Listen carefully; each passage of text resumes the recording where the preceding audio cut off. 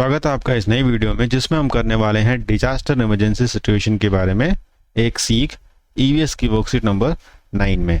यहाँ पर बताया गया है जब कोई नेचुरल डिजास्टर आता है, प्राकृतिक आपदा आती है, तो फिर हमें कैसे बचना चाहिए।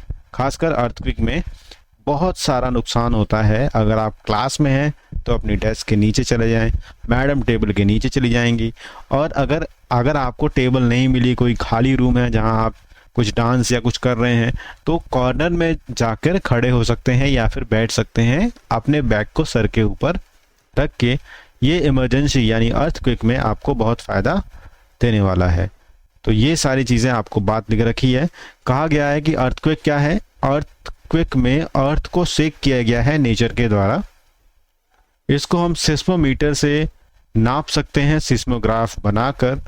स्टार्टिंग पॉइंट को हम कहते हैं सेंटर, और उस सेंटर से जस्ट ऊपर ग्राउंड पे जो पॉइंट होता है इसको हम कहते हैं एपिसेंटर।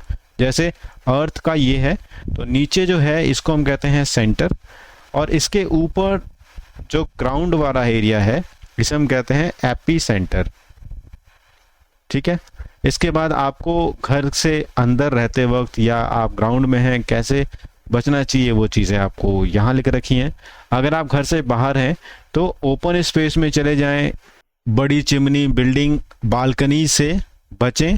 कोई चीज़ वहाँ गिर रही हो उसकी होर्डिंग से बचें, लैंप्स भी आपके ऊपर गिर सकते हैं। इन सवालों के जवाब देना बहुत आसान नहीं है, ध्यान से दीजिएगा। अगर आप क्लासरूम में हैं जब अर्थक्वेक आ जाए तो आपको क्या करना नहीं चाहिए। आपको कभी भी दरवाजे की तरफ नहीं भागना चाहिए। ये आंसर हो जाएगा आपका। आप अगर पार्क में हैं और अर्थक्वेक जैसा महसूस हो तो आपको क्या करना चाहिए। आपको ओपन स्पेस में जाकर खड़ा होना चाहिए ताकि कोई बाहर से कोई चीज़ आपके ऊपर ना गिरे।